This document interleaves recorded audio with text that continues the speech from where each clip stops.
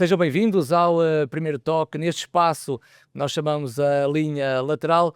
Temos um convidado que nos vai trazer a experiência como treinador naquilo que são as 4 linhas. João Sacramento é o nosso convidado.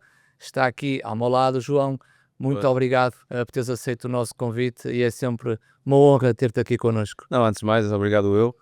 É um orgulho para mim estar aqui convosco. Antes de mais, também felicitar-vos pelo vosso trabalho.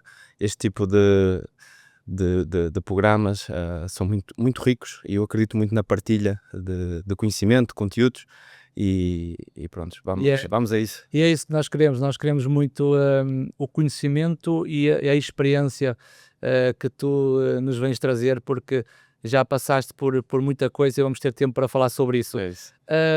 De Barcelos, sem uma carreira de treinador, foste para a universidade em vez de um balneário, e aos 20 anos tu já estavas na formação do Cardiff.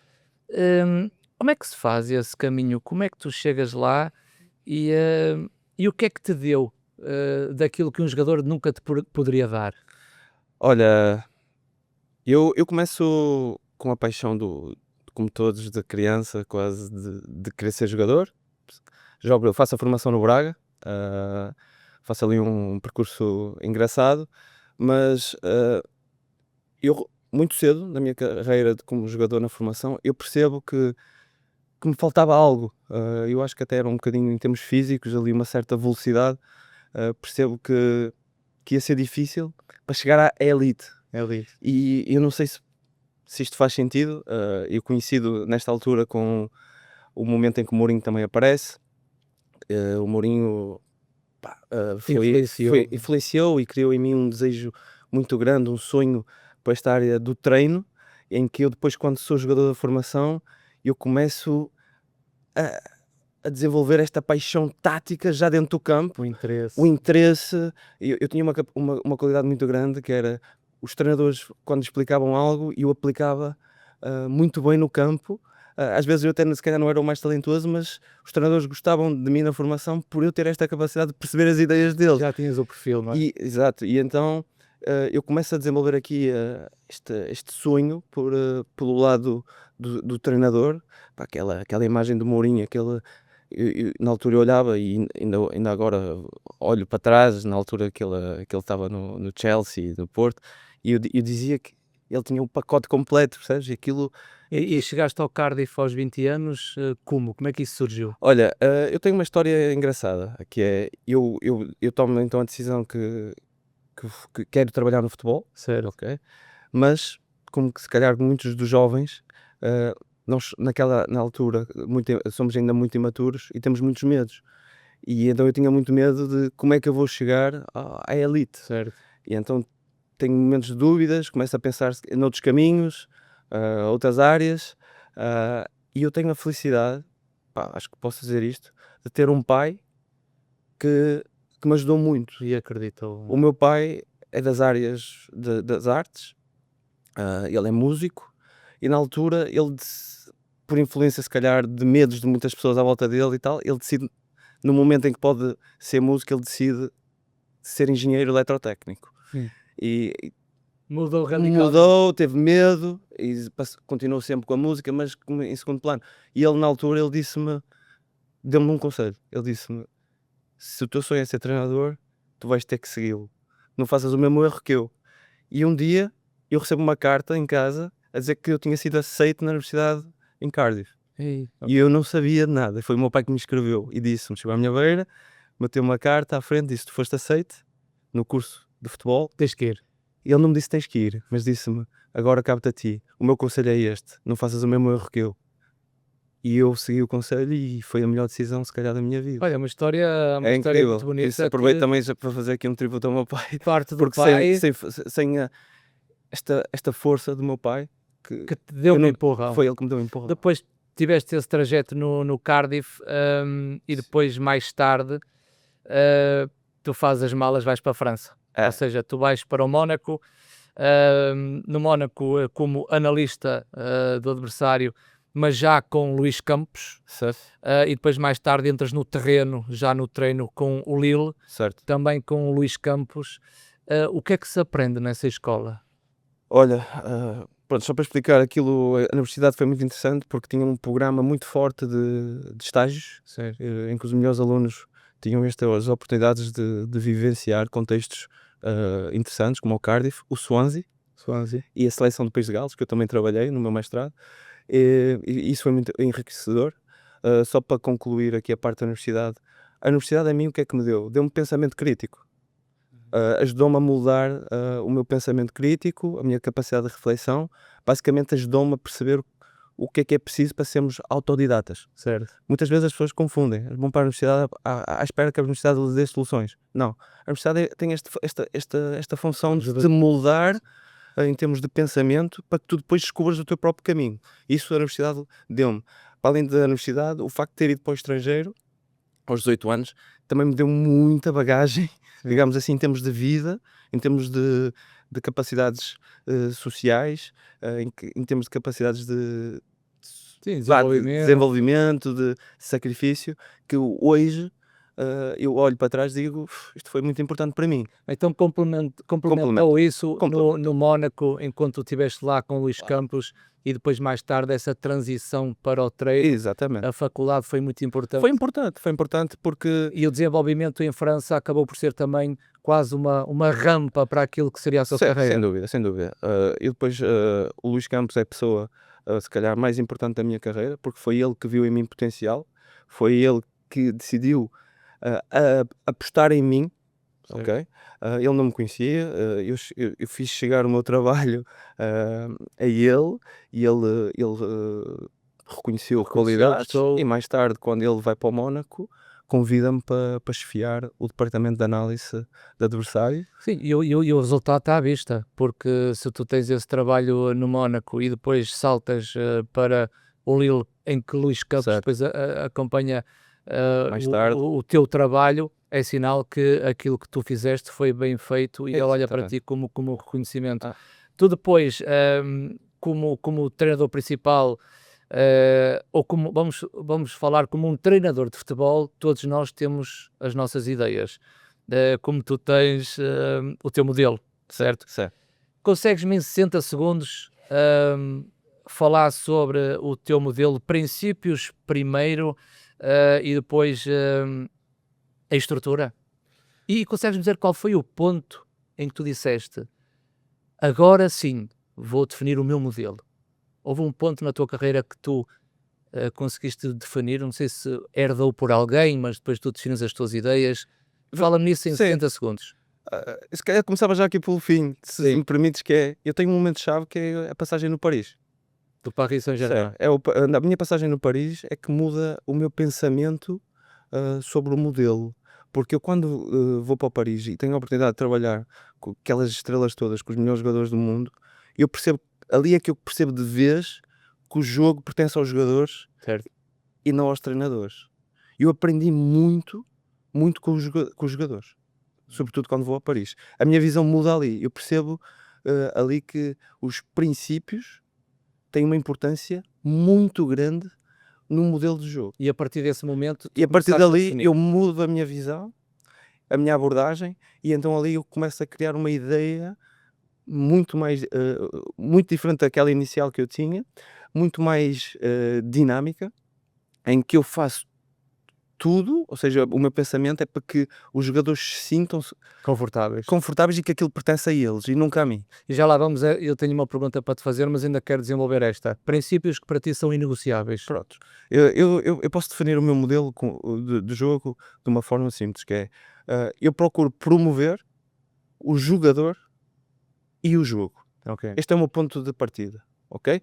Eu procuro criar um modelo de jogo que tenha a preocupação de valorizar todos os jogadores da equipa Certo. e não apenas alguns jogadores. Alguns jogadores. Eu vejo que às vezes nós temos aqui muitos modelos que acabam por potencializar o avançado, um 10, É extremos mais aqueles que marcam e pouco aqueles que E, complementam a equipa. e falando da estrutura, é muito limitado, então dizer que tu tens só uma estrutura.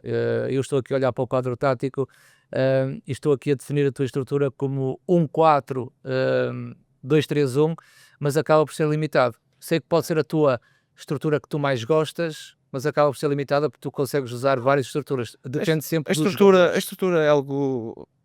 Pá, nós não podemos ficar presos à estrutura. Sim, A estrutura é um ponto de partida. ponto de partida. Isto é muito mudável. Eu quando digo que quero um modelo de jogo que valorize todos os jogadores, eu automaticamente tenho que ter uma ideia de jogo rica em todos os momentos. Certo. Ou seja, quer seja na segunda fase, na terceira ou na primeira, tem que ser muito, muito rica para valorizar todos. Por exemplo, um dos exemplos interessantes no futebol moderno e, por exemplo, no meu modelo, é a valorização que eu dou aos laterais. Os laterais acho que são os jogadores que tornam a equipa bastante dinâmica e é hoje em dia um dos pontos que permite criar problemas aos adversários e inclusive a sair desta teia que hoje o jogo está-te a criar. Sim. Sobretudo com as marcações individuais, as pressões altas dos adversários, tu tens que desencaixar isto. E um dos pontos importantes na minha ótica é a função dos laterais. Eu acredito num modelo, numa ideia de jogo que fomente a proximidade. Eu acredito em distâncias curtas. Até porque eu acredito que, sobretudo quando tu não tens os melhores jogadores, tu tens que potencializar mais a proximidade, porque estás a assegurar aqui relações mais próximas e ao assegurar as relações mais próximas, estás a criar mais probabilidade de sucesso no passe em si. Isto ao fim e ao cabo, só para resumir, isto resume-se um bocadinho à questão das possibilidades e das probabilidades. Aquilo que eu faço é estudar o meu modelo de jogo mais, no fim e ao cabo, ele é o quê? São análises que eu vou fazendo de comportamentos que eu vou identificando no jogo. Eu só aprendo do jogo, eu não crio nada e eu vou identificando dinâmicas que na minha ótica elas têm mais probabilidade de sucesso. Ou seja, a construção do teu modelo, não digo que será adaptado ao plantel que tu tens, mas através de uma ideia que é tua, tu vais cruzando essas ligações com as características dos jogadores que tens e vais-te moldando para aquilo que é a ideia da equipa. Exato. Mas se fosses tu, no início da temporada, que pudesses fazer o teu plantel, ou seja, vamos imaginar que tens uma carta branca num clube em que o presidente diz: Mister, contrata o que quiser porque queremos ser campeões. Os teus princípios iriam ser sempre à procura de uma equipa de posse, uma equipa de contra-ataque, uma equipa, o gegenpressing, quando não tem bola, recuperação rápida. Define-me isso, como é que tu irias pensar essa ideia? Eu defendo um futebol positivo, proativo, um futebol dominante, de posse. Ok, De eu posse. queria chegar a esse Isso não há ponto. dúvida. A partir do momento que eu digo que quero valorizar todos os jogadores do 11 ou do plantel, automaticamente eu tenho que ter uma abordagem de futebol positivo, de futebol dominante. Se possível, eu procuro sempre ter a posse no meio campo adversário, procuro viajar junto. É uma coisa muito importante para mim, viajamos juntos, Ok. porque é para assegurar esta proximidade que eu te falei antes, de estarmos sempre juntos para termos mais possibilidades de conectar uns com os outros. Também o viajar juntos e temos estas distâncias muito próximas entre os jogadores, permite-nos ser muito agressivos na reação à perda.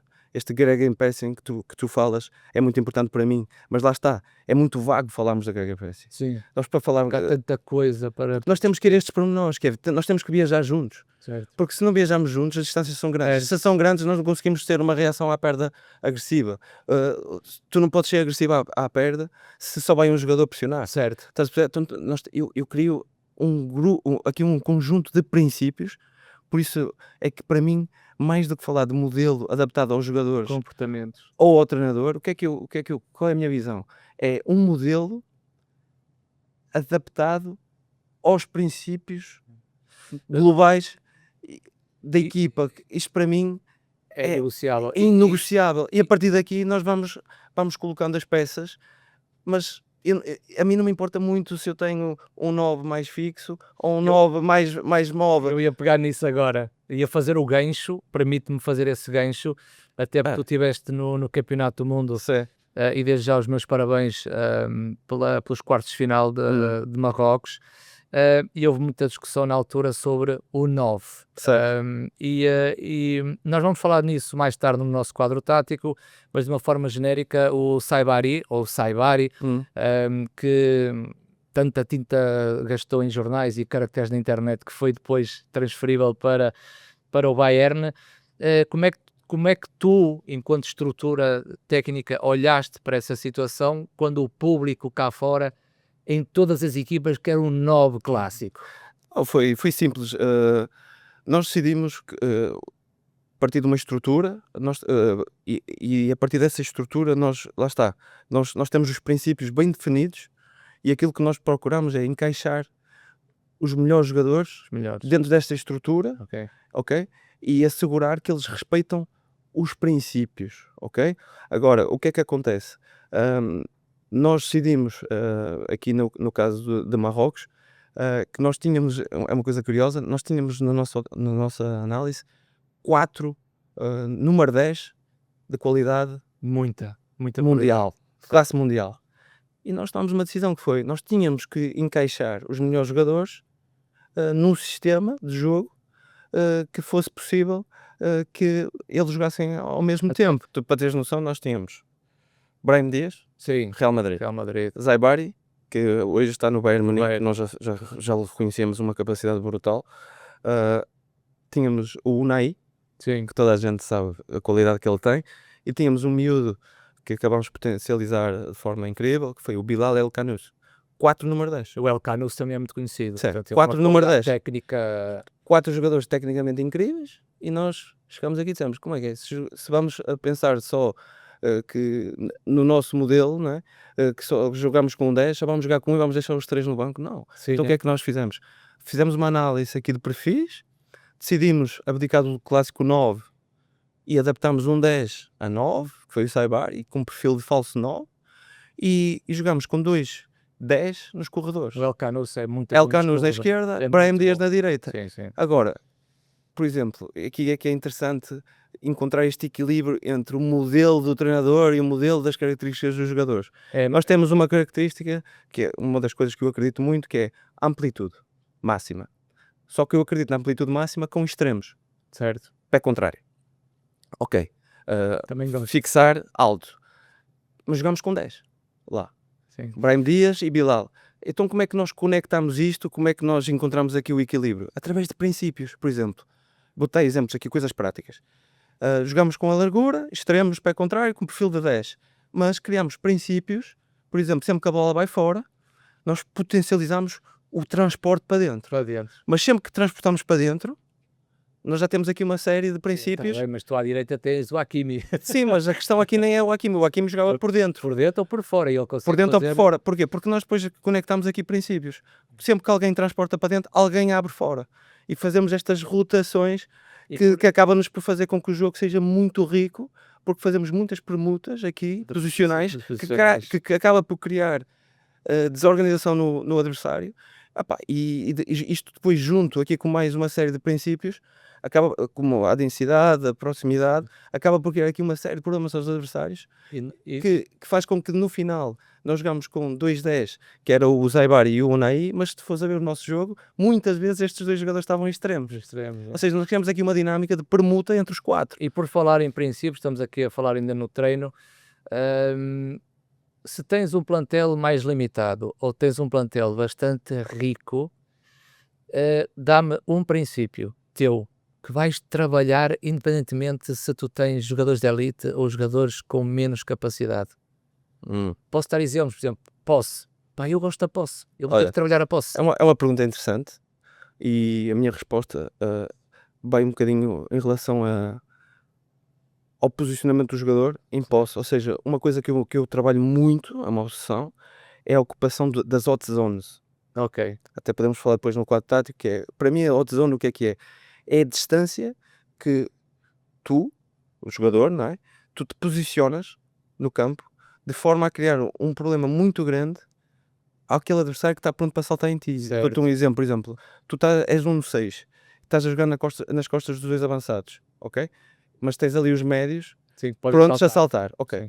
Se tu estiveres na zona central entre os avançados adversários e os médios, se ficares ali no meio, o que é que acontece? Entre linhas. Entre linhas, o chamado entre linhas, o médio que está por trás, ele vai conseguir gerir a zona ali, a zona central, ele consegue gerir o espaço que está nas costas dele e consegue gerir o espaço que está à frente dele. Porque a distância que tu estás é confortável para ele. Certo. Mas se tu começares a ter aqui uma preocupação de te posicionares ali 1 metro nas costas dos avançados, ou seja, nas costas do jogador que está à tua frente, Certo. tu já crias ali um problema muito grande ao médio adversário, porque ele já te começa a ver muito longe. E então estes pequenos ajustes, que é as hot zones, eu chamo hot zone, que é tu estás sempre ali a 1 metro. Zona quente, né? Zona quente, que eu costumo dizer assim, tu tens de estar a sentir o cheiro do É adversário, verdade, é verdade. o suor dele, tu tens que o sentir. Isto é muito rico, porquê? Porque tu, já ia mexer aí no quadro tático, mas tu quando estás nesta zona, se o avançado decide saltar na pressão ao central, Central. tu com um pequeno movimento, Certo. um pequeno ajuste, tu já dás uma linha de passe. Esse é o detalhe. E o médio, o rival, ele já não saltou porque a distância foi muito grande e ele sente que se saltar já vai abrir e o teu central então já vai conectar. Pá, isto é algo que eu trabalho muito e isto é um pequeno exemplo da importância que eu dou aos princípios. Certo. Isto, o meu modelo o que são muitas coisinhas destas, É o detalhe. é o detalhe que eu Faz a acredito diferença. que isto é que anima, depois isto dá vida ao nosso modelo, à nossa estrutura. E ao jogo. Isto é que me motiva. É o jogo. Depois, por acaso, a mim também. E só para terminar, se me permites, eu começo a ter esta visão quando vou a Paris. Por isso é que eu te disse isto. Era isso que eu Que eu aprendo, eu quando começo a ver o Verratti, eu digo assim, como é que tu estás sempre bem posicionado? É. E ele explicava-me Pode um ser a bocadinho. sense, também pode ser a sense do jogador. Ele tem aquela É intuição. isso que eu te ia dizer. E muitas vezes eles nem conseguem explicar. Mas não conseguem, é? Mas eu depois, É o que é que eu deles. faço? É deles. É isso que eu depois, isto é um bom ponto para explicar aquilo que eu te dizia das possibilidades e das probabilidades. Que é, a minha visão do jogo é eu começar a analisar as situações micro do jogo, percebes? E ver aquelas que dão mais probabilidade de sucesso. E eu vou à procura deste detalhe, para depois ajudar o meu jogador a ser melhor. A ser melhor. Pronto. Eu ia entrar nesta questão que, como tu treinaste os melhores jogadores do mundo, Eu aprendo dos meus jogadores. e claramente que te mudaram a visão Completamente. sobre o jogo. O que é que vias antes e deixaste de ver? Há alguma ideia tua que funcionou? Tipo que tinhas jogadores daquele nível e que não voltaste a usar nesse contexto. Vamos imaginar que tu estás a trabalhar uma equipa menos capaz, e vou colocar aqui o exemplo do Paris, se tu me permites. Trabalhaste numa equipa menos capaz, mas quando chegaste lá ao Paris, tu nunca mais usaste aquilo que usavas noutra equipa, porque no Paris, e deste o exemplo, o Messi corria 7 km, que não é normal para um jogador, 7, 8, vá. mas não é normal para um jogador da carabeira dele, e marca-te 2 golos. Ele pode. Ele é um fenómeno. Mas quando chegas a esse incrível. patamar, o que é que tu deixaste de trabalhar? Sim, Trabalhavas muito naquele contexto e chegas ao Paris e as coisas são outras, a visão é outra. É um bocadinho isto. Tu quando, ao longo do meu caminho, eu fui percebendo que o ser treinador exige aqui uma certa plasticidade que tu tens que a ter ao longo do teu percurso. Aquilo que tu podes fazer numa equipa de uma dimensão mais baixa, Certo. tu não a podes fazer se calhar depois numa dimensão mais alta. É quando tu começas a ter jogadores de elite. É mais Que é, difícil. tu quando estás numa dimensão mais baixa em que tens menos qualidade, tu podes ter um impacto maior em termos de decisão, de caminho, Sim. percebes? Tu podes, eu até diria, tu podes mecanizar até um bocadinho mais, apesar de eu não gostar de mecanizar, mas quando o teu contexto é mais baixo, tu podes mecanizar porque o jogador às vezes até agradece, porque ele não é capaz sozinho de encontrar as soluções. E o mecanizar até acaba por o ajudar a sentir-se Ajudar, confortável. Mas conforme tu vais subindo na escala A escala. e tu começas a conviver com jogadores de elite, aquilo que eu percebi é que exige aqui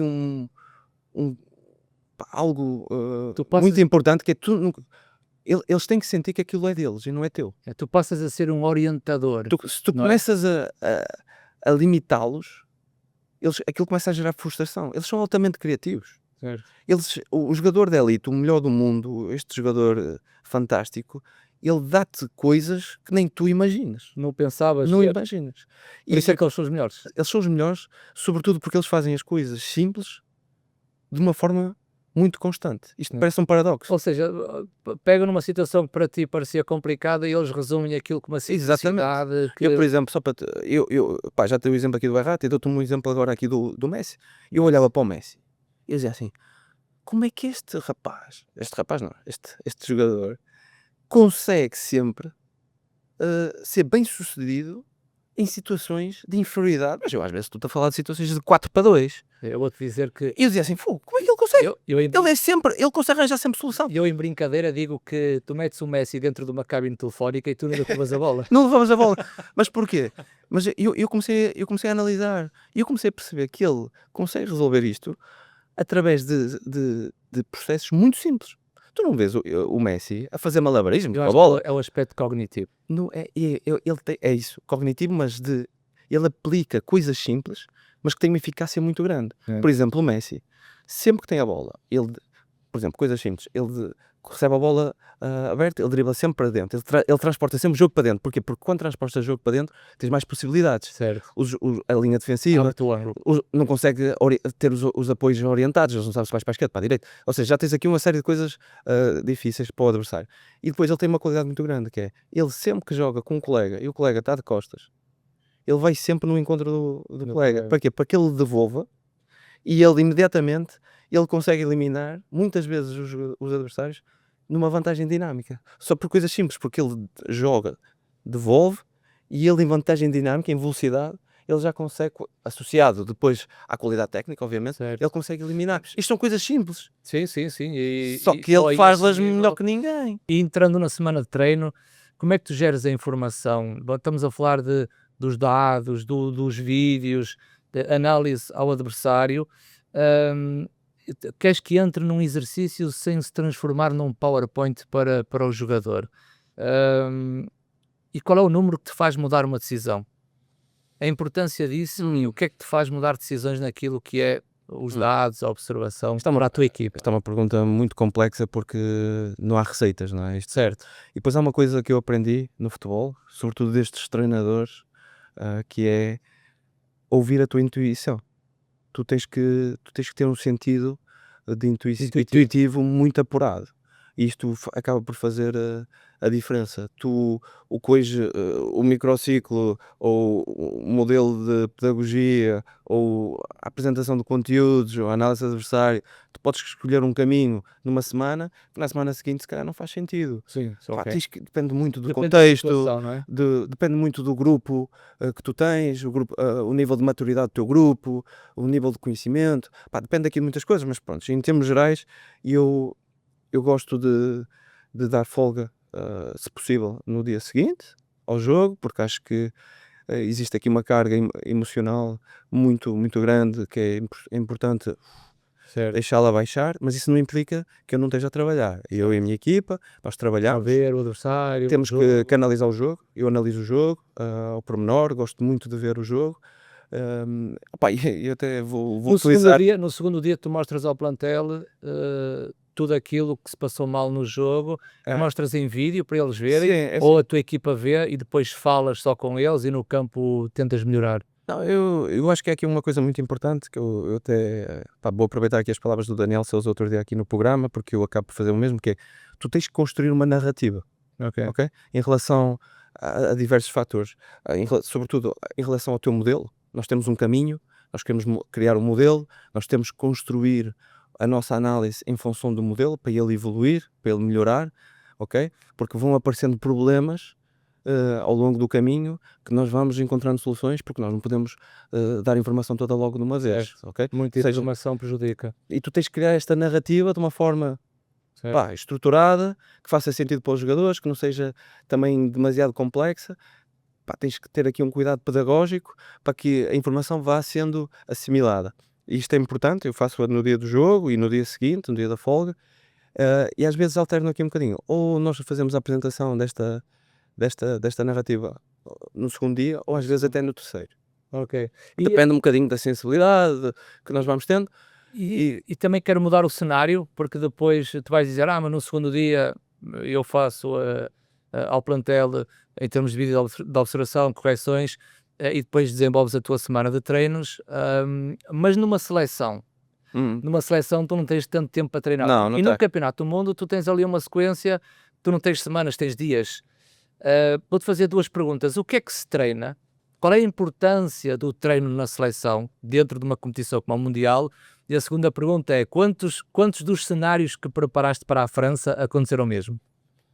Olha, isto é uma pergunta muito interessante, porque realmente o contexto é diferente, mas depois acaba por não ser muito diferente quando tu estás ao nível de clubes de elite em que tu jogas sempre a cada 3 dias. 3 Acaba por dias. ser muito similar. Eu posso dizer já aqui que um dos pontos fundamentais que eu senti foi precisamente esta abordagem que nós temos do foco muito grande dos princípios.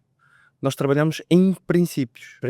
Ou seja, o nosso feedback, a nossa construção do modelo é toda ela assente nos princípios. Então nós fazemos vídeos de princípios, ok? Nós deixamos um bocadinho esta parte do complexa das estruturas. E se acontece isto, nós temos que fazer isto. Isso acontece... Não.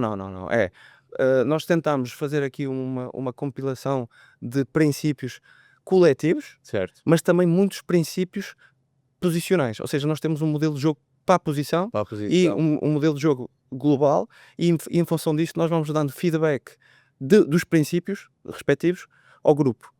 Quando é as reuniões em grupo nós falamos sobre os princípios globais, mas depois vamos sempre também fazendo este feedback mais individualizado com o tal feedback de princípios também. Ok, já entendi. Porquê? Porque nós, se me permites, eu gosto muito de analogias, ok? Sim. Nós olhamos para o jogador como como é que se diz? Um um canivete suíço. Ou seja, o que é que nós fazemos? Desbloquear Nós situações. damos aqui ferramentas, Certo. ok? Diversos princípios, como eu te expliquei, por exemplo, ocupação das hot zones, bola fora, transportamos para dentro, picar no espaço. Nós gostamos de ameaçar muito o espaço para testar a capacidade do adversário. Ele se calhar está ali fechadinho e nós começamos a meter 2, 3 bolas em profundidade, ele já começa a revelar. Ou seja, existe aqui por exemplo, os nossos laterais driblar muito para dentro, muito este princípio do Messi de sempre que um colega está de costas, jogamos, nós chamamos o princípio SOS. Sempre que um colega está de costas, os 2 jogadores mais próximos vão no apoio. Certo. E a partir daqui o que é que emerge? Terceiros homens. Ou seja, nós não trabalhamos terceiros homens. Nós trabalhamos este princípio, porque nós sabemos que vai emergir terceiros homens. Ou seja, nós acreditamos neste conjunto de princípios. O detalhe que é trabalhado nesse curto espaço de tempo. Exatamente. E então o que é que nós fazemos? Nós dizemos que isto é um canivete suíço. Nós damos estas ferramentas ao jogador. Agora, como o canivete, ele depois tem que identificar no jogo o problema que vai acontecer.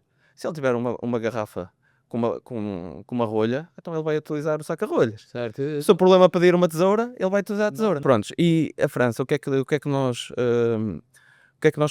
tínhamos em mente?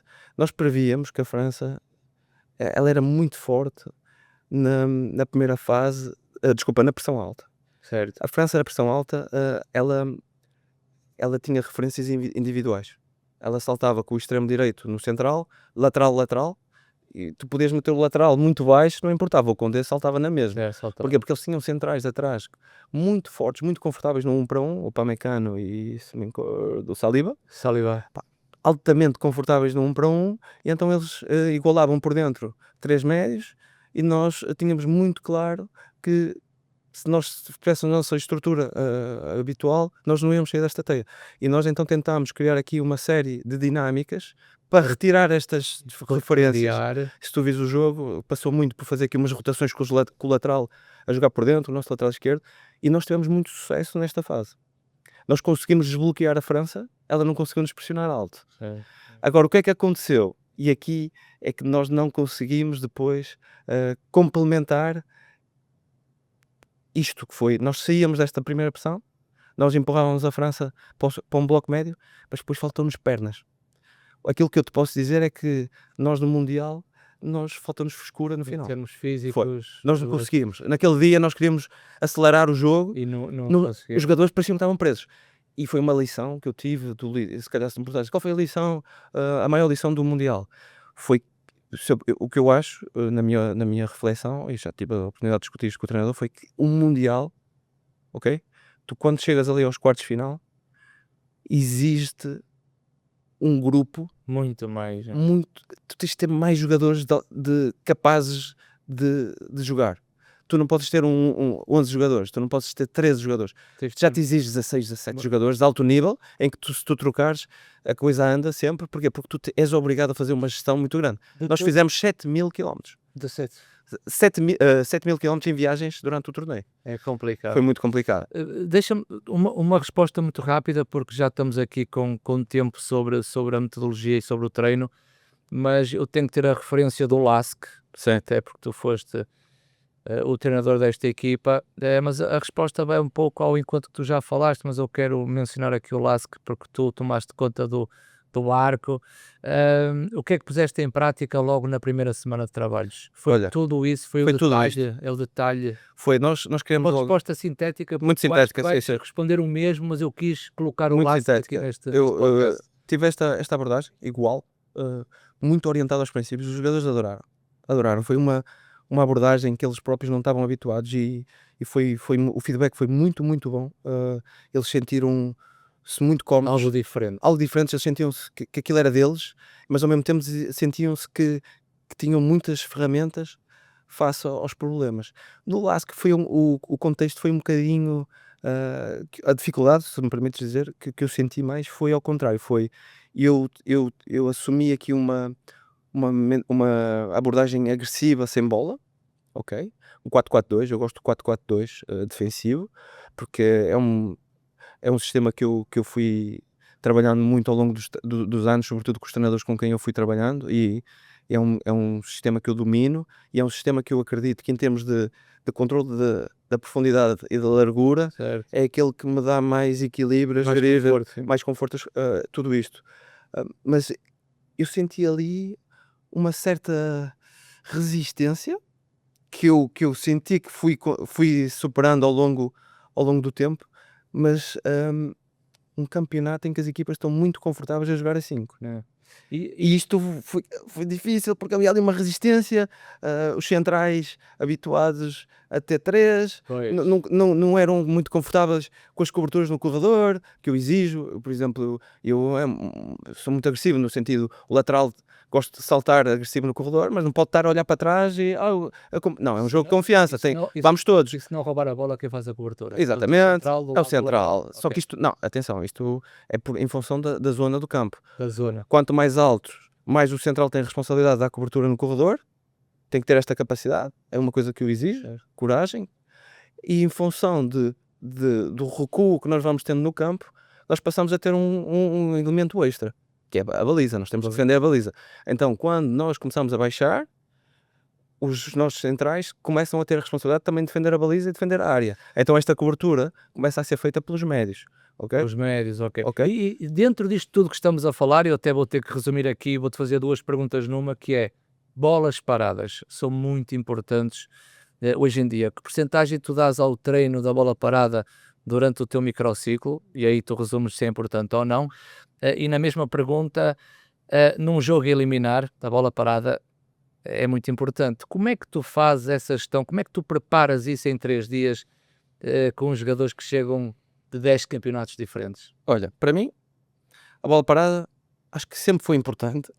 Agora, ela ganhou aqui uma importância extra hoje em dia, porque eu acho que o que aconteceu foi, ela foi mais profissionalizada, certo? Ok? Passou a haver aqui mais elementos, porque antigamente ela era importante também. Agora, antigamente não havia tantos recursos, mesmo por parte dos clubes. Técnico E financeiros, pela parte dos clubes, não havia. Eu nem não sei se era financeiros, mas pelo menos não havia esta abertura por parte das estruturas para dar estas ferramentas todas a um treinador. E tu como treinador principal, no exercício, tu entras dentro eu acho que os treinadores processo. têm que ter esta responsabilidade. Ou seja, eu acho que é bom nós termos pessoas responsáveis para isto, mas é como os outros momentos do jogo. Tu tens um treinador, se calhar, adjunto com uma responsabilidade defensiva, outra ofensiva, mas no final de contas, o treinador é o homem que está ali a supervisionar, e é inclusive aquele que toma as decisões e que operacionaliza. Em pouco tempo, com jogadores de 10 campeonatos diferentes. As bolas paradas é igual. A importância de ter um elemento é que ele filtra muita informação e dá ideias, como nas outras áreas também dão, defensiva e ofensiva, do modelo de jogo. Agora, o que é que eu acho? Eu acho que as bolas paradas e aqui é que é o ponto-chave para mim, é aquilo que nós fizemos agora por exemplo, em Marrocos, é que as bolas paradas, elas fazem parte do nosso modelo de jogo. Ok. Ou seja, assim como eu tenho dinâmicas de primeira fase de construção, segunda, terceira, nós também temos dinâmicas de bola parada. Por exemplo, nós temos cantos curtos, à direita, à esquerda, nós temos aqui dinâmicas que elas são sempre iguais. E trabalhadas E ao são mínimo trabalhas detalhe, todas não é? as semanas. Eu estou a fazer um 11 para 11, Ok. respondendo à tua Ou seja, questão. paras o jogo Não, para eu- trabalhar a bola parada. nós estamos a fazer uma bola parada, canto curto à direita. E a malta já sabe que tem que ir Já fazer sabe, aquilo. ok. E o que é que nós fazemos? Coisas engraçadas. Que depois são desenvolvidas com esta malta mais profissionalizada, que nos ajudam a dar o detalhe. Que é, por exemplo, nós fazemos um canto curto à direita, desculpa, com 3 jogadores. Se o adversário vier em inferioridade, nós temos uma dinâmica. Se o adversário vier em igualdade, já temos outra. Ok. Agora, quem é que faz isto? Se possível, claro que depois isto é mais complexo, porque tem a ver também com um bocadinho com a altura de certos Boa. jogadores, mas se o plantel for homogéneo, sobretudo nas posições, nós atribuímos funções por posição. Ou seja, por exemplo, vou dar aqui uma coisa aleatória, não significa que estamos a fazer. Por exemplo, canto curto, lateral direito, número 10, extremo direito e um 10. Os 3, sim. E dá igual quem joga, aquela dinâmica Tem que ser. são aqueles 3. E isto com o tempo, com a rotina do treino, da semana, do tal feedback que nós vamos dando em vídeo, isto vai sendo melhorando. Pá, e depois, tu depois vais melhorando o detalhe. Por exemplo, sei lá, joga aqui e entra o timing de entrar, Claro. o timing de esconderes no hot zone do estás- adversário, percebes? E nós acreditamos muito nisto. E estás na linha lateral e o adversário traz-te uma coisa diferente daquilo que tu estavas a pensar. Como é que tu. Bola parada, estás a falar? Bola parada ou em jogo corrido? Vamos imaginar que tu fazes um planeamento para o jogo. Tu vais jogar contra a equipa X e tu observas o adversário e então sabes bem o teu plano. Sim. O adversário dentro de campo traz-te uma coisa nova. Certo. Tu, como treinador, estando na linha lateral, como é que tu reages? Olha, És tu que reages no momento, tu falas com o adjunto, e o adjunto ou vais esperar pelo intervalo, mas pode ser tarde. Como é que tu fazes essa gestão? olha, pronto, isto é difícil dar-te uma resposta única, porque isto é aqui um conjunto de várias coisas. Primeiro, pá, com a experiência, nós vamos desenvolvendo aqui um olhómetro aqui na linha lateral, que rapidamente nós vamos identificando logo estas pequenas nuances que tu estás aí a falar, que realmente elas fazem a diferença. Só que nós partimos de um pressuposto, que é o nosso modelo tem que contemplar esses cenários. Esse cenário, ok? sim. O que é que acontece? Nós temos estas respostas, ok? Já complementamos isto, por exemplo, sei lá, se um adversário constrói a 4, se ele constrói a 3, com médio, com lateral, nós já temos soluções para isto, ok? Agora, é verdade que nós às vezes temos a previsão que eles vão sair a 4 e de repente eles começam a construir a 3. Isto não pode ser um problema. Ou seja, a nossa equipa já sabe como pressionar isto. Agora, o que é que acontece? E bem a quem vier, isto é assim. O jogador, às vezes, o que é que ele precisa? Ele não precisa que tu lhe digas, olha, estou a construir a 3, temos que fazer assim, assim, assim, assim. Não, ele só precisa é do teu input na linha lateral, dizer assim, ei, malta, estão a 3. Ok, mister. Porquê? Porque às vezes eles não têm esta capacidade no jogo, às vezes por fadiga mental, às vezes eles nem sabem quem é o adversário, eles não, sei lá, com todo o respeito, mas tens alguns jogadores que nem, eles não conhecem, sobretudo de alto nível, que eles não sabem quem é o médio, pelo menos a cara, eles não sabem, percebes? Eles precisam deste input, O percebes? importante é que tu na linha dês Dás estes a inputzinhos correção e eles rapidamente ajustam porque sabem que o teu modelo o modelo contempla contempla estes cenários, percebes? E no balneário, que tipo de líder é que tu és? O que é que tu exiges e o que é que deixas nas mãos deles? Olha, eu, em relação a isto, é uma coisa interessante, que a liderança, não é? Ela vai se desenvolvendo ao longo do tempo também, não é? Com a tua maturidade, etc. Aquilo que eu te posso dizer, pronto, eu também fui vivenciando e bebendo muito dos diferentes treinadores, todos eles com estilos diferentes. Sim. Vais aprendendo muito das coisas boas que eles fazem, mas também muito das coisas más que eles fazem. Eu aprendi muito também Tu das aprendes coisas com más, percebes? Porque vais refletindo e dizer o que é que eu faria neste caso, para não cometer o mesmo erro. Mas a conclusão que eu chego é, eu acredito numa liderança, num estilo situacional. O que é que eu quero dizer com isto? Eu acredito que a liderança depende muito do contexto, do momento, do nível de maturidade do teu plantel, do contexto que tu entras, de uma série de fatores, se ganhaste, se não ganhaste, pá, muito também da direção, do estilo de liderança do próprio clube, etc. E eu gosto de fazer muita analogia, mais uma vez, eu faço muitas analogias porque acho que o futebol também precisa de mais linguagem simples. Acho que estamos a complicar muito, mas isso é outro ponto. Sim, isso é outro ponto. É, eu gosto muito das analogias e eu costumo dizer que um treinador, ou seja, um líder, seja em que área for, hum, é como um saco de tacos de golfe e um jogador de golfe. Ou seja, tu tens diferentes tipos de tacos Certo. e tu vais ter uma jogada, não é? Vais ter que bater numa Mas bola. usar o taco certo Depende, para essa tu jogada. tens que elegir, tens que tomar a decisão qual é que é o taco certo para esta bola. Pá, mas se calhar para o mesmo buraco que tu estás a jogar, não é? Para a mesma jogada, no dia seguinte tu vais lá e se calhar o taco que foi perfeito no dia anterior, no dia seguinte já não funciona. Porquê? Porque está vento. Ou seja, o contexto é Ou diferente. seja, olhando para o teu percurso e estamos a E falar de o balneário é igual.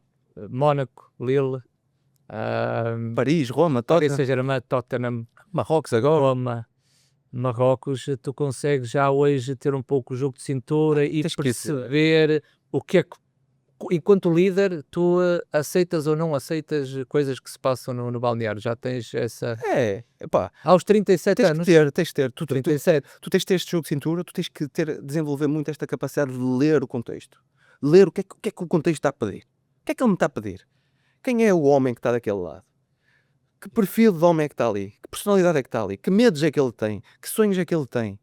Percebes? E a Ah, partir daí tomares. Pá, e a partir dali tu, com base na tua intuição, na tua bagagem, aquilo que tu vais somando ao longo do teu percurso, também com base nas experiências que já tiveste, tu vais criando esta capacidade de elegir a melhor solução, percebes? 37 anos. 37 anos. E tu estás bem, João, hoje em dia. Eu estou feliz, pá.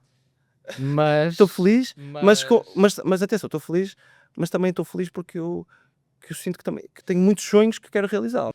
E vamos agora passar para os 5 minutos à Joga Simples, ao quadro mágico, e vamos tirar algum conhecimento do nosso treinador João Sacramento.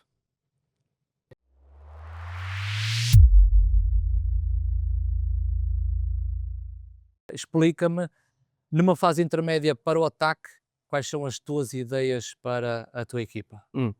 Olha, antes de mais, pronto, eu gosto de garantir amplitude máxima com extremos de pé contrário. Porquê? Porque eu tenho um princípio que acredito muito, que é até bem um bocadinho de alguns desportos como o hóquei, etc, handball, que é transportar jogo para dentro, porque Certo. dá-nos mais variabilidade, mais possibilidades, ok?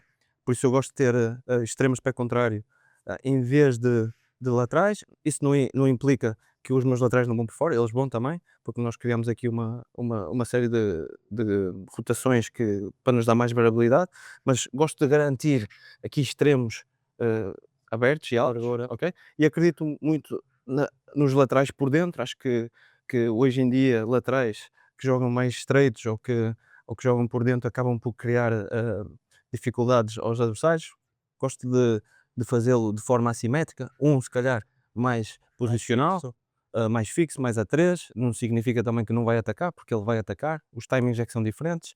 Por exemplo, que se imaginamos que este constrói a 3, este então já se projeta, tanto pode ir por fora, como nós dissemos, mas eu prefiro aqui o extremo, ou então vem por dentro.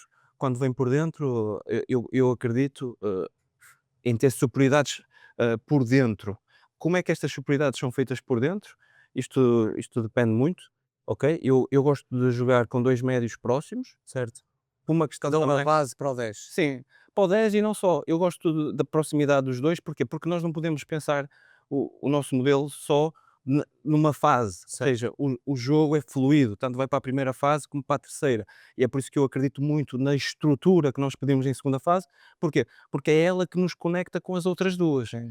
Ou seja, se tu começas a criar coisas em segunda fase muito complexas, que começam a desvirtuar depois daquilo que tu pedes em primeira fase ou em terceira, a coisa não conecta, percebes? Se a bola estiver na direita, o comportamento do lateral é mais por dentro. e o 2 serve para uma linha de passe aqui ou aqui? Pronto, eu posso explicar aqui então. Eu estou a pensar na função do É, 10 eu- quando a bola está à pronto. direita. Isto há diversas formas de animar isto. Eu acredito sempre em ter superioridade por dentro, ok? Pode ser com 4 ou 5. Por exemplo, agora em Marrocos, o que é que nós fazíamos? Nós jogávamos com dois falsos nobres, 9, um 10 e um falso 9, e jogávamos aqui com 5 jogadores. certo. Ok? Estes dois muito próximos, trabalhar sempre um em função um do outro, e tínhamos o Hakimi que vinha aqui e alternava. Certo. Tanto vinha próximo aos dois, de base, como às vezes vinha alto e já era o 9 que vinha, ok? Ou por exemplo, bem fora, já o 9 já vem aqui, depende muito, ok? O que é que eu acredito? Se nós partimos de uma base de 4 mínimo sempre, ok? Eu acredito numa flutuação de estruturas, ou seja, partimos de um quadrado, mas depois isto é dinâmico. Alternamos de quadrados para losangos, para y grego, percebes? Nós tentamos estar sempre a dar variabilidade, pode estar assim, pode estar em losango. É a riqueza, não é? A riqueza está aqui. É Certo. tu criares estas dinâmicas que vão criando variabilidade aqui por dentro para criar problemas ao adversário, ok? Mas depois, aqui, em relação, por exemplo, à construção, isto também já depende. Por exemplo, nós construímos com o lateral, ok? Estavas-me a perguntar mais dentro ou mais... Sim, mais Depende. dentro, porque a bola está Sim, aqui. mas Se a bola estivesse aqui, Também- qual era a função do Hakimi, por exemplo, Ah. lateral direito? Por exemplo, a bola pode estar aqui e ele pode estar por dentro. Porquê? Sim. Vou-te explicar, porque isto depois são os tais detalhes. Por exemplo, imagina que a equipa adversária salta com o extremo, não é? Certo. Então eu faço uma coisa assimétrica, que é o lateral joga mais dentro do que é habitual e o central joga mais fora do que é habitual. Porque Ok. isto tem a ver com como é que o adversário te pressiona. Se tu meteres o lateral muito por dentro, isto começa a complicar aqui para ele, porque se ele começa a ir, tu começas a fazer dupla largura aqui com um 10. Aqui já é o contrário, se ele fica muito dentro, o avançado sente-se confortável a pressionar e o outro a fechar. E a bola vai ali e ele as distâncias são curtas, já favorece. Então nós temos que criar problemas. Estás a perceber? Outra pergunta, a importância, e que tu me falaste no, na Saibari. nossa conversa do Saibari, ou o Saibari, que na seleção de Marrocos atuou como um falso 9. Qual é a importância deste jogador no entendimento do jogo quando a bola não está na zona dele? Para a bola chegar à zona dele, ele tem que interpretar muito bem o jogo. Que movimentações tu pedias a ele, ao Saibari, ou ao falso 9? Prontos, antes de mais, acho que é importante para te explicar é que quanto mais baixo nós estávamos Certo. na construção, mais estes dois jogadores tinham a responsabilidade de andar próximos. Ok. Ok?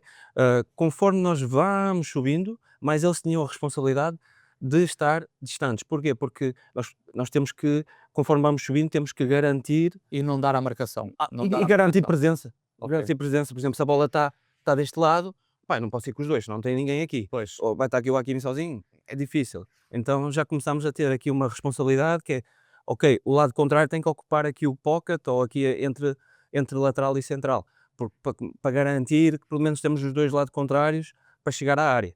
Aqui igual, se começarmos a ir para aquele lado, é importante garantir que 2 ou 3 tenham essa responsabilidade. Ou seja, isso é um dos pontos. Outra das coisas que foi importante para nós foi que o facto de jogar com dois falsos 9 deu-nos a possibilidade também de dar mais apoio nos corredores. Quando a bola ia fora e o extremo driblava para dentro, tinha o 9, ou deste lado tinha o 10 e o 8. Ou seja, havia sempre aqui conexões próximas que nos deu riqueza.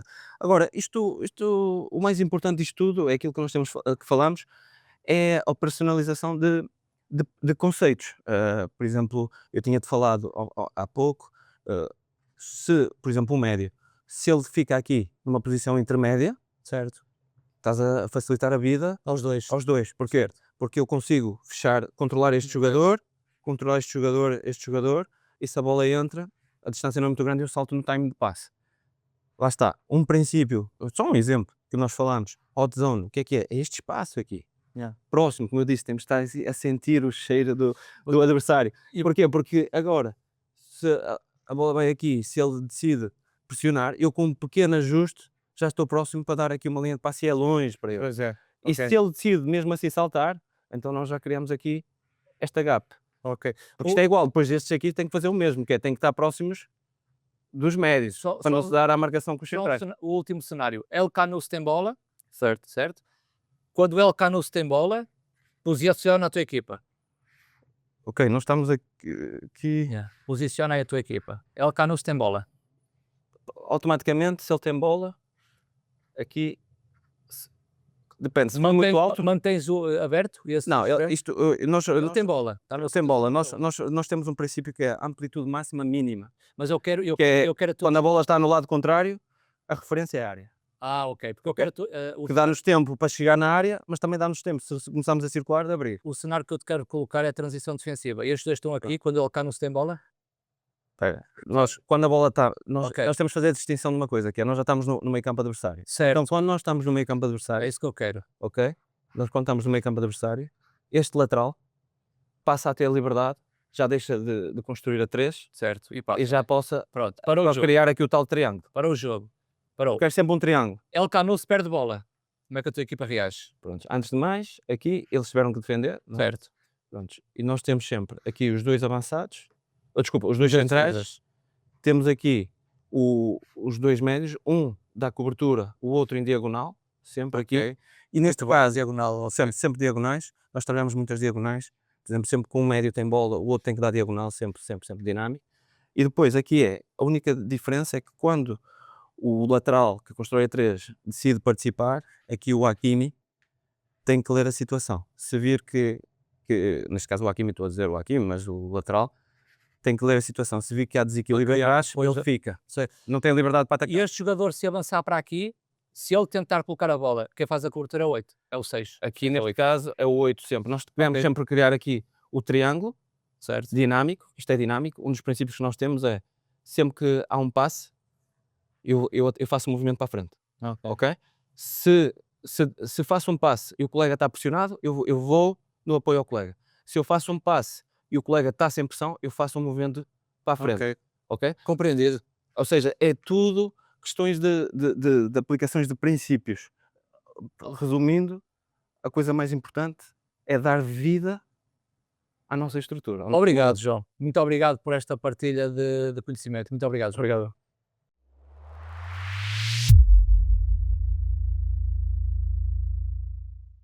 Gostas de jogar ao primeiro toque? Ao primeiro toque, depende do que Aqui nós jogamos. Estás preparado? Só para te responder a isso, é interessante, porque eu gosto de jogar ao primeiro toque, mas às vezes também não gosto de jogar ao primeiro toque, porque eu tive o Bitinha, que ele jogava-me ao primeiro toque muitas vezes, mas às vezes dava-me 7 toques na bola. Pois. E eu dizia assim, fogo. Mas ele tinha razão. Eu acredito que o Bitinha tem muita qualidade dentro do campo. Nós acreditamos que É incrível. dentro de um podcast o primeiro toque também tem muita qualidade. Vou desafiar aqui algumas perguntas em que tu tens que dar mesmo o primeiro toque. Vamos a isso. Se desenvolveres, peço-te para tipo um contra-ataque. Eu sei que gostas de posse, mas vamos para um contra-ataque, acelerar aqui estas... também gosto de um contra-ataquezinho. Qual é o melhor jogador que já treinaste? Seria injusto falar de um. Eu, como te disse, sou um privilegiado da vida, porque eu tive a oportunidade de trabalhar com jogadores incríveis, desde Harry Kane, Messi, Neymar, Mbappé, Berratti, Vitinhas, Nuno Mendes, Hakimi, Son, Pellegrini na Roma, adorei Pellegrini na Roma. Seria muito injusto. Marquinhos, Injusto, guarda-redes incríveis. Donnarumma. Agora, no Mundial, Bono, um ser humano incrível, percebes? Seria muito injusto. Agora, se me disseres assim, eu tive a felicidade de treinar não, que nem se treina, o Messi. O Messi. Eu posso dizer ao meu filho que treinaste o Messi, que eu tive com o Messi, que eu vi o Messi de perto. Aquilo é uma coisa incrível. Um exercício que tu nunca abdicas numa semana. 11 contra 11. Sabes porquê? Aí isso tens que me dizer o porquê. Eu vou dizer porquê. Porque não estás a trabalhar espaços reduzidos, estás a trabalhar cenários. Atenção, estás-me a dizer que eu não abdico, não é? Sim. Seja, hoje em dia o espaço reduzido eu acredito no espaço reduzido, ok? Mas o que eu não abdico 11 para 11. É 11 para 11. Porquê? Porque é aquele que mais se assimila ao jogo. É aquele que me dá mais contextos reais para trabalhar. É aquele que me permite expor o jogador assim, a uma variabilidade de problemas. É aquele exercício que para mim é mais rico. Mas só para complementar, eu digo-te isto porque eu acredito muito nesta filosofia de conceitos.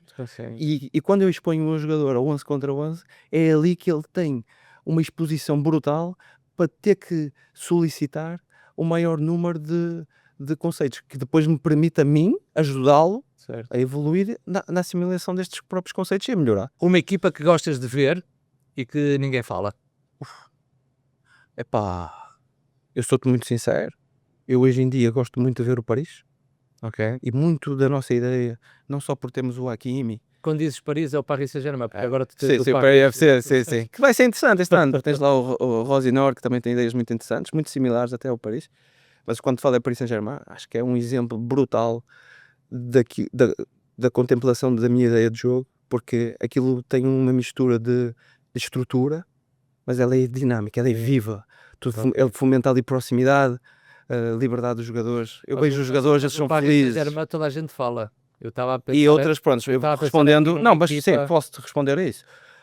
Eu gosto muito do Fabregas, Ok. Fabregas, Aquilo de Fábregas. que é um amigo que eu tenho a felicidade de trocar muitas ideias com eles, inclusive. Entrando nos amigos, se calhar até mais dar aqui uma pessoa que eu possa não conhecer. Um treinador português que vai ser grande e ainda ninguém percebeu. Opa, isto é uma pergunta complexa. Tu tens bons treinadores e eu posso te dividir isto aqui. Nós Não, temos- o primeiro Um? toque, João, primeiro toque. Isto é difícil, mas pá, da nova geração, vá. Sim. Eu acho que o Vítor Matos tem, Ok. tem aqui potencial. Já passou por aqui também? Sim, sim. É um amigo que nós tivemos a oportunidade de trocar sempre muitas ideias, sobretudo porque ele estava no Liverpool e eu estava no Tottenham. Fomos partilhando sempre muitas ideias, não necessariamente do jogo, mas de evolução, porque temos um percurso algo similar.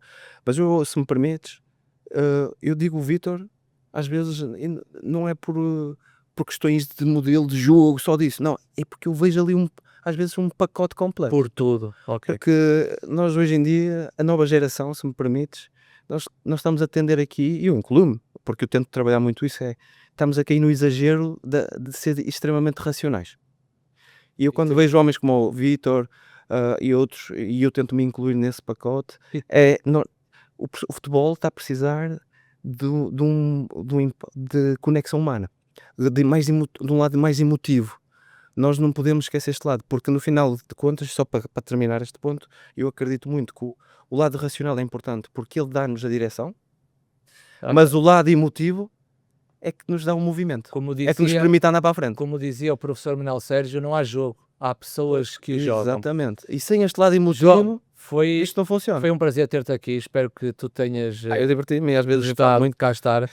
porque isto fascina-me muito. E teremos aqui muito mais tempo, mas Sim, também sim, temos o nosso tempo limitado. Da nossa parte e de toda a equipa, agradecer a tua presença Obrigado, eu. no É primeiro um toque prazer. e desejo-te todo o sucesso do mundo também. Felicidades para vocês também. Hein? Ficamos aqui com mais um episódio do primeiro toque neste espaço que nós chamamos a linha lateral, com o João, que prevejo um futuro incrível. Espero que tenham gostado e não percam o próximo episódio aqui no primeiro toque.